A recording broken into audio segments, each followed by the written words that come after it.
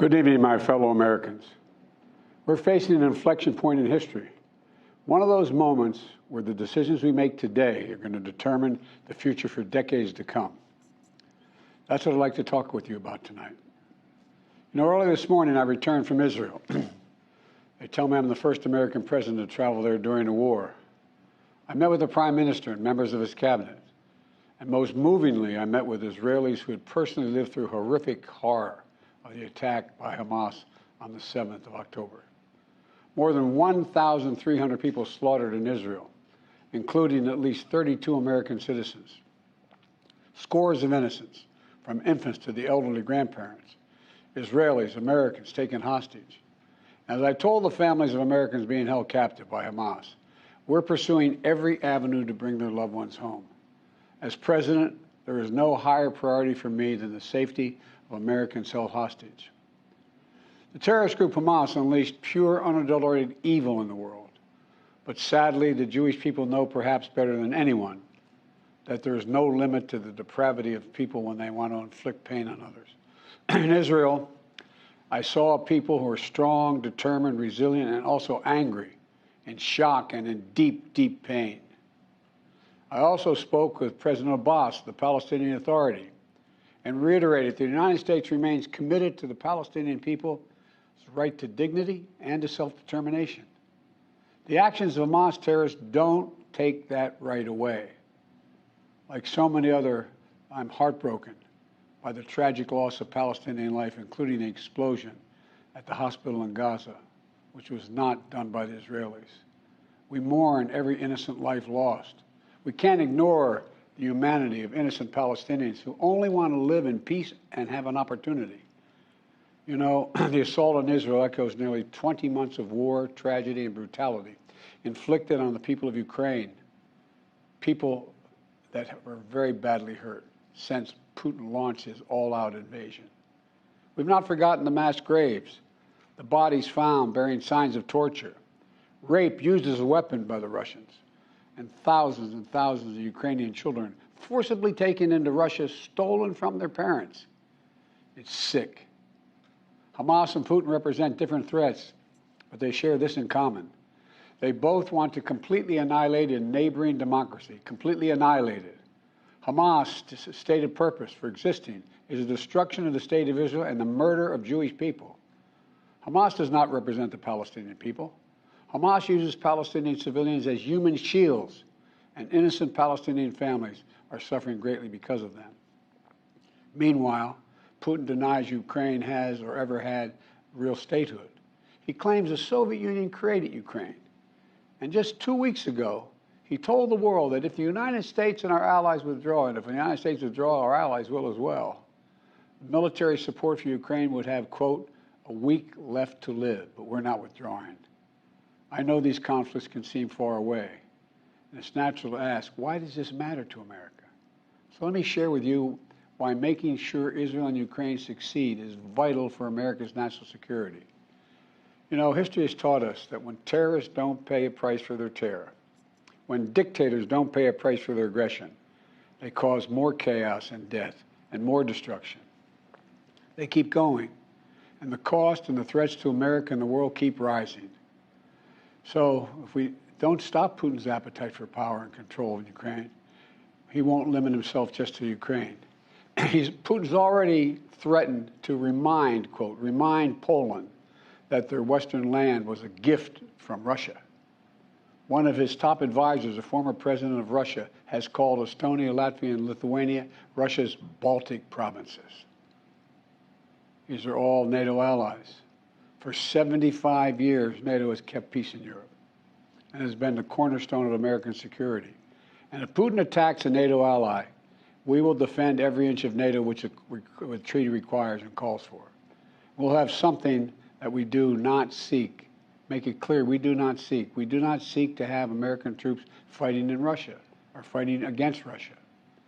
Beyond Europe, we know that our allies, and maybe most importantly our adversaries and competitors, are watching. They're watching our response in Ukraine as well.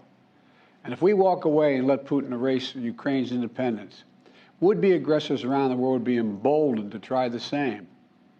The risk of conflict and chaos could spread in other parts of the world, in the Indo-Pacific, in the Middle East, especially in the Middle East. Iran is supporting Russia in Ukraine, and it's supporting Hamas and other terrorist groups in the region, and will continue to hold them accountable, I might add. The United States and our partners across the region are working to build a better future for the Middle East. One where the Middle East is more stable, better connected to its neighbors, and through innovative projects like the India-Middle East-Europe Rail Corridor that I announced this year at the summit of the world's biggest economies. More predictable markets, more employment, less rage, less grievances, less war when connected.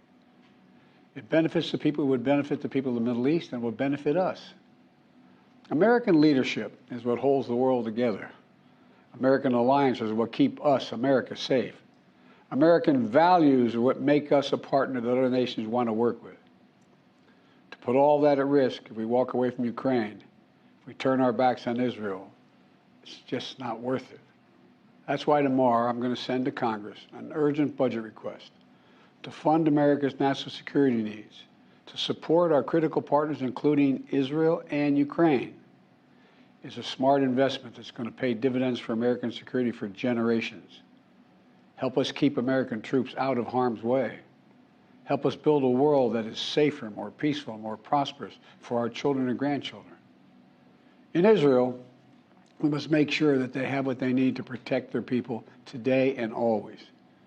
The security package I'm sending to Congress and asking Congress to do is an unprecedented commitment to Israel's security that will sharpen Israel's qualitative military edge, which we've committed to, the qualitative military edge. We're going to make sure Iron Dome continues to guard the skies over Israel. We're going to make sure other hostile actors in the region know that Israel is stronger than ever and prevent this conflict from spreading. Look, at the same time, President Netanyahu and I discussed again yesterday the critical need for Israel to operate by the laws of war. That means protecting civilians in combat as best as they can. The people of Gaza urgently need food, water, and medicine. Yesterday, in discussions with the leaders of Israel and Egypt, I secured an agreement for the first shipment of humanitarian assistance from the United Nations to Palestinian civilians in Gaza. If Hamas does not divert or steal these shipments, we're going to provide an opening for sustained delivery of life-saving humanitarian assistance for the Palestinians. As I said in Israel, as hard as it is, we cannot give up on peace. We cannot give up on a two-state solution. Israel and Palestinians equally deserve to live in safety, dignity, and peace. You know, and here at home, we have to be honest with ourselves. In recent years, too much hate has given too much oxygen, fueling racism, the rise of anti-Semitism, and Islamic phobia, right here in America. It's also intensified in the wake of recent events that led to the horrific threats and attacks that both shock us and break our hearts. On October 7th, terror attacks have triggered deep scars and terrible memories in the Jewish community. Today, Jewish families worried about being targeted in school, wearing symbols of their faith, walking down the street, or going out about their daily lives. And I know many of you in the Muslim American community, the Arab American community, the Palestinian American community, and so many others are outraged and hurting, saying to yourselves, here we go again with Islamophobia and distrust we saw after 9/11. Just last week, a mother was brutally stabbed. A little boy, here in the United States, a little boy who just turned 6 years old was murdered in their home outside of Chicago. His name was Wadiha, a proud American, a proud Palestinian American family. We can't stand by and stand silent when this happens. We must, without equivocation, denounce anti-Semitism. We must also, without equivocation, denounce Islamophobia. And to all you hurting, those of you hurting, I want you to know I see you. You belong. And I want to say this to you. You're all America. You're all America. This is in a moment, in moments like these, when fear and suspicion, anger and rage run hard, that we have to work harder than ever to hold on to the values that make us who we are. We're a nation of religious freedom, freedom of expression. We all have a right to debate and disagree without fear of being targeted in schools or workplaces or in our communities. We must renounce violence and vitriol. See each other not as enemies, but as fellow Americans. When I was in Israel yesterday, I said that when America experienced the hell of 9/11, we felt enraged as well. While we sought and got justice, we made mistakes. So I cautioned the government of Israel not to be blinded by rage. And here in America, let us not forget who we are. We reject all forms of hate, whether against Muslims, Jews, or anyone. That's what great nations do, and we are a great nation.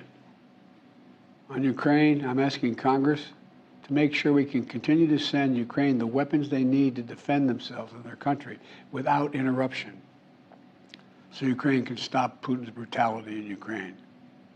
They are succeeding. When Putin invaded Ukraine, he thought he would take Kyiv and all of Ukraine in a matter of days. Well, over a year later, Putin has failed, and he continues to fail. Kyiv still stands because of the bravery of the Ukrainian people. Ukraine has regained more than 50% of the territory Russian troops once occupied, backed by U.S.-led coalition of more than 50 countries around the world, all doing its part to support Kyiv. What would happen if we walked away? We are the essential nation. Meanwhile, Putin has turned to Iran and North Korea to buy attack drones and ammunition to terrorize Ukrainian cities and people. From the outset, I've said, I will not send American troops to fight in Ukraine. All Ukraine is asking for is help, for the weapons, munitions, the capacity, the capability to push invading Russian forces off their land, and the air defense systems to shoot down Russian missiles before they destroy Ukrainian cities. Let me be clear about something. We send Ukrainian equipment sitting in our stockpiles. And when we use the money allocated by Congress, we use it to replenish our own stores, our own stockpiles, with new equipment. Equipment that defends America and is made in America. Patriot missiles for air defense batteries, made in Arizona. Artillery shells manufactured in 12 states across the country, in Pennsylvania, Ohio, Texas, and so much more. You know, just as in World War II, today patriotic American workers are building the arsenal of democracy and serving the cause of freedom. Let me close with this. Earlier this year, I boarded Air Force One for a secret flight to Poland. There I boarded a train with blacked out windows for a 10-hour ride each way to Kyiv, to stand with the people of Ukraine ahead of the one-year anniversary of their brave fight against Putin. I'm told I was the first American to enter a war zone not controlled by the United States military since President Lincoln. With me was just a small group of security personnel and a few advisors. But when I exited that train and met President Zelensky, I didn't feel alone. I was bringing with me the idea of America, the promise of America, to the people who are today fighting for the same things we fought for 250 years ago: freedom, independence, self-determination. And as I walked through Kyiv with President Zelensky, with air raid sirens sounding in the distance, I felt something I've always believed, more strongly than ever before. America is a beacon to the world. Still. Whereas my friend Madeleine Albright said, the indispensable nation. Tonight, there are innocent people all over the world who hope because of us, who believe in a better life because of us, who are desperate not to be forgotten by us, and who are waiting for us. But time is of the essence. I know we have our divisions at home. We have to get past them. We can't let petty, partisan, angry politics get in the way of our responsibilities as a great nation. We cannot and will not let terrorists like Hamas and tyrants like Putin win. I refuse to let that happen. In moments like these, we have to remember who we are. We are the United States of America. The United States of America. And there is nothing beyond our capacity if we do it together. My fellow Americans, thank you for your time. May God bless you all, and may God protect our troops.